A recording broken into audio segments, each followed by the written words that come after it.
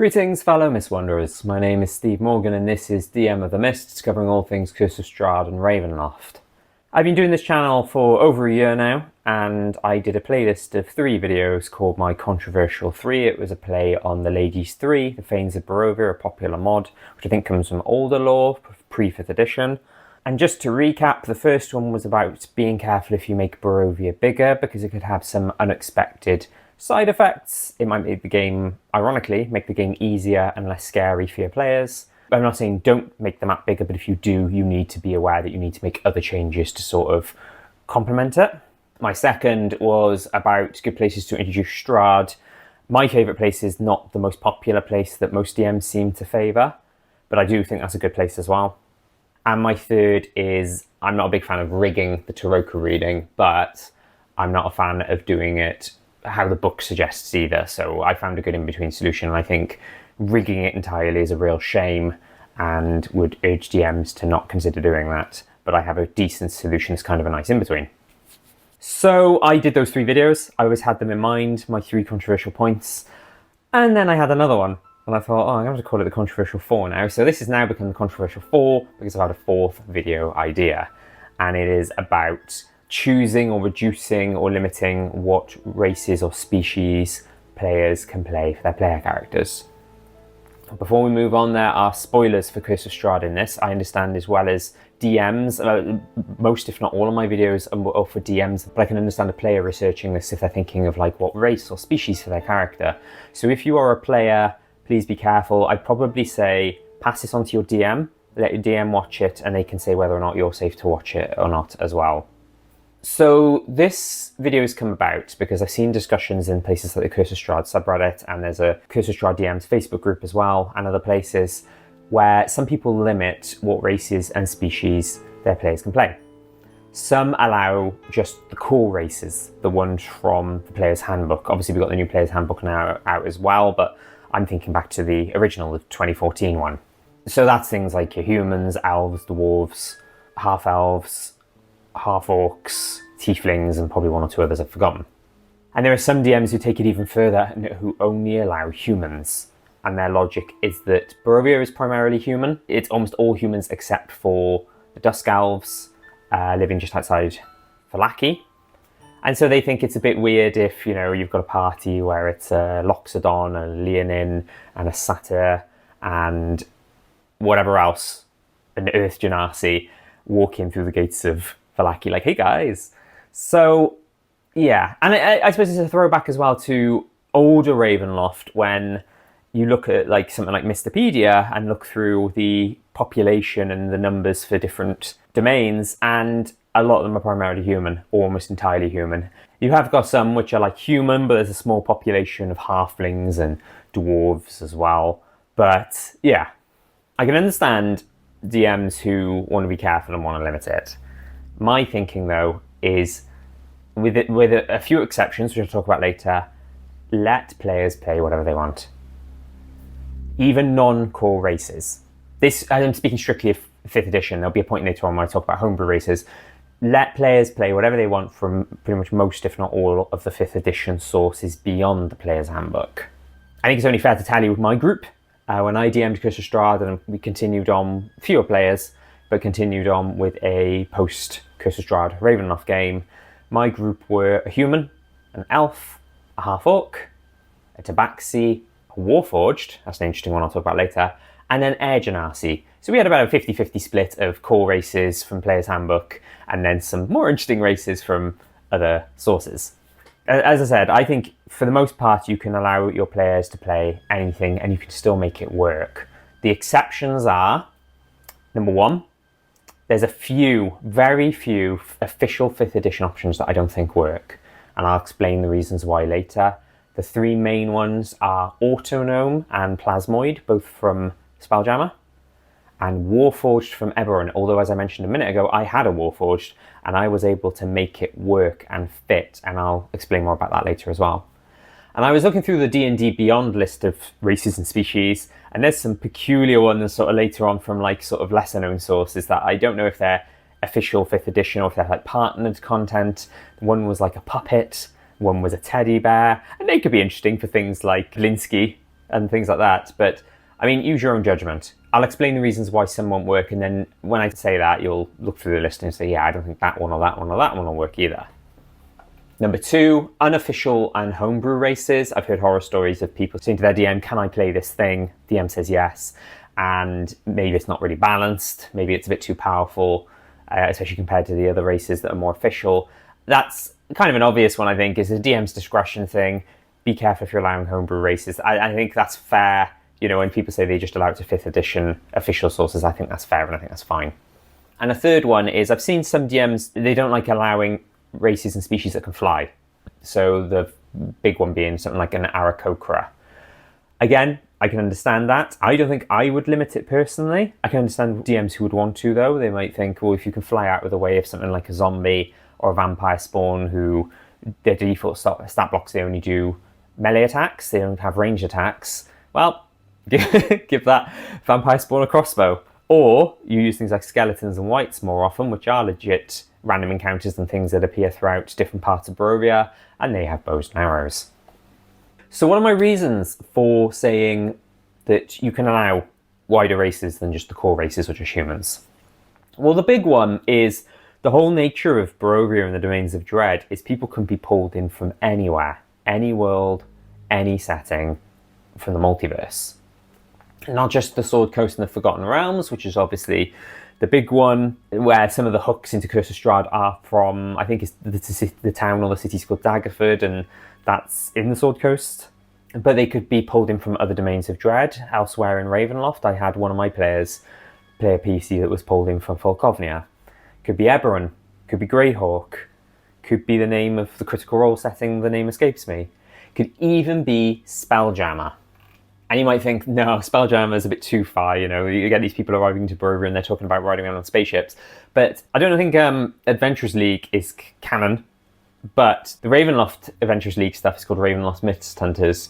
And in one of those, there is a group of people who've kind of stumbled into the domain, in this case it's Valachan, through the mists. And one of them is a giff.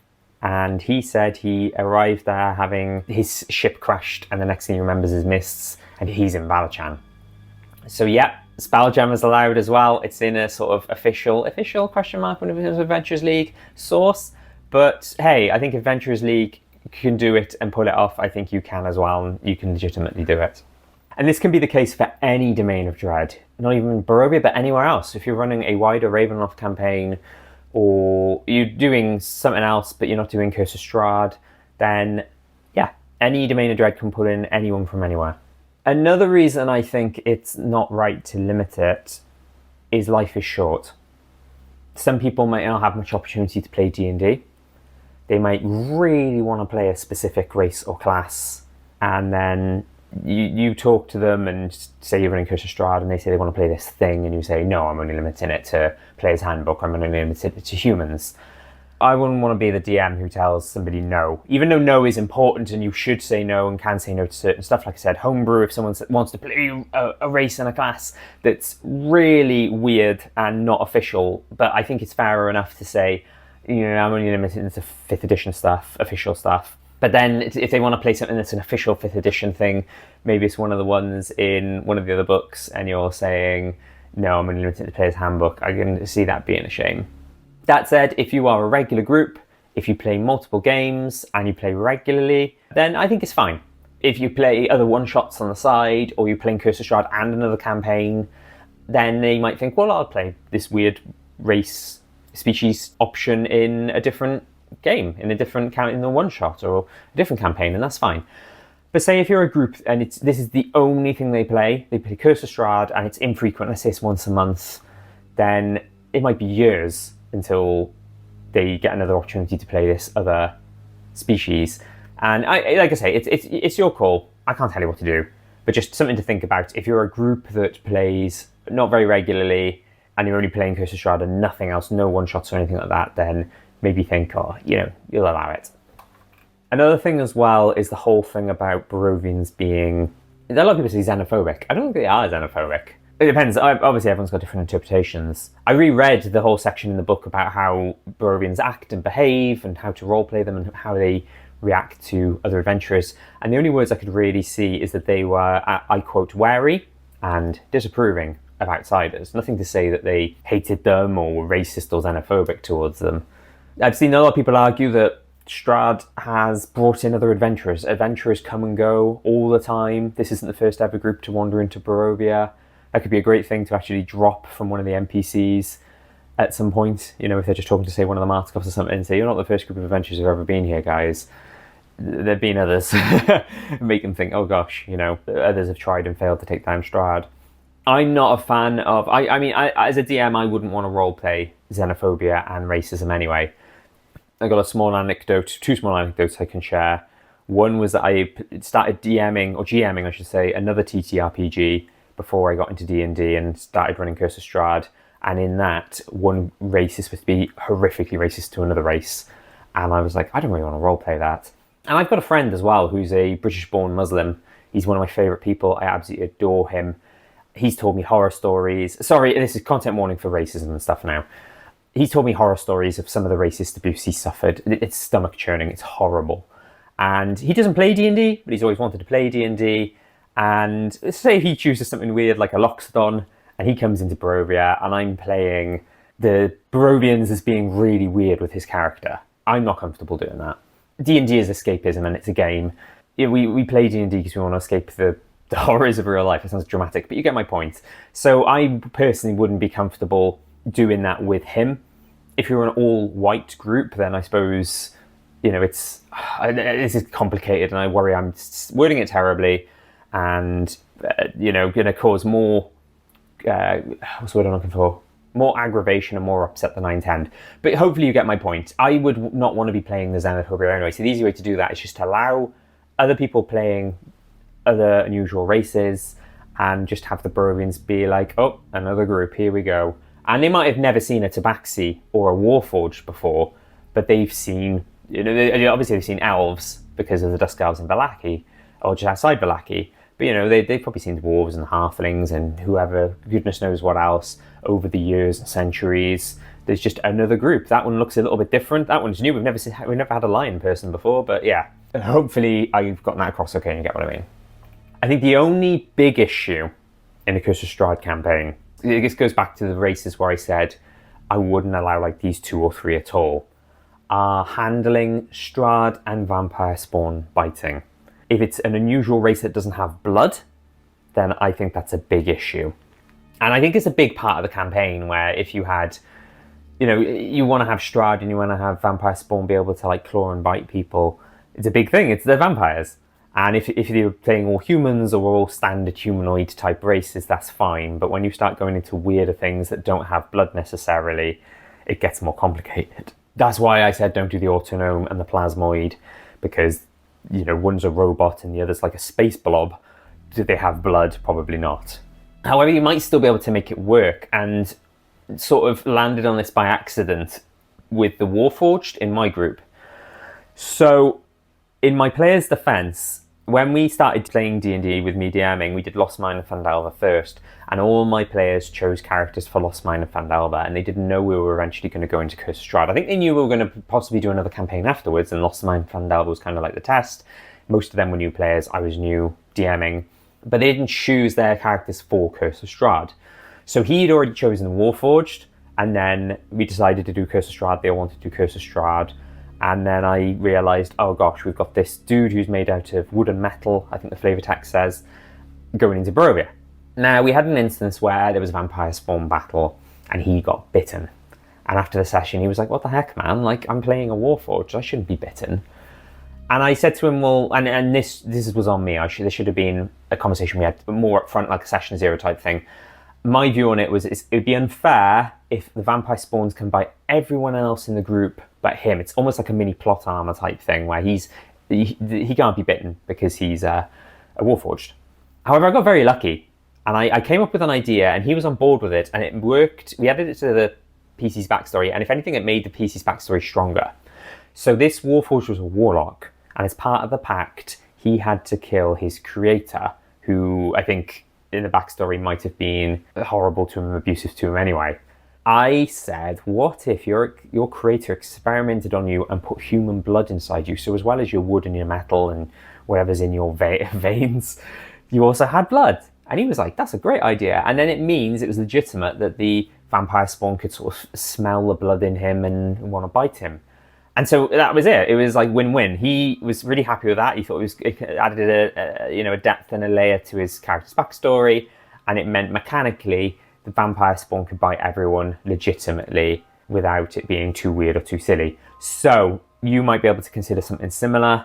Maybe have a chat with your player if they really want to play a Warforged, for example. Could even go as far as to say the Autonome and the Plasmoid. It'd be a bit strange if someone does actually say, I want to play a Plasmoid in Curse of Strahd. If that's ever happened to you, please leave a comment because I want to know more. But yeah, you might be able to sort of wrangle it somehow. Do they have blood inside them because of some sort of mad scientist experiment or some sort of arcane ritual gone wrong? You might be able to wrangle it that way. And ultimately, yeah, if you can, be upfront about it. Don't like end up in the situation I ended up in where the player talked to me after a game, was annoyed. Be upfront and say, listen, I'll let you choose this. You really want to play this race or species, I'll let you choose it, but they can still be bitten by vampire spawn and vampires. Is that okay? Yes or no?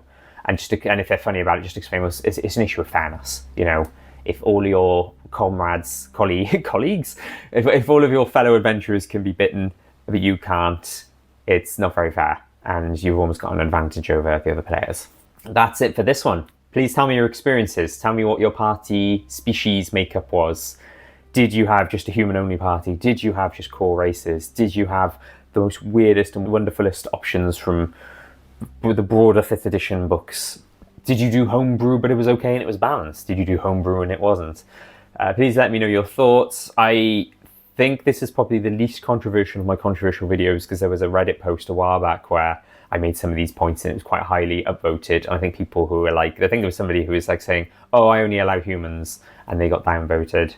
So I don't think I've said something too shocking here, but I'm sure there'll be people who disagree with me. But I'm not telling you you're doing anything wrong or necessarily, or that I'm right, you're wrong. So if you disagree, but you have some good reasons why, please leave them in the comments, because I'm not absolutely saying that what I'm saying is 100% definitely the way to go.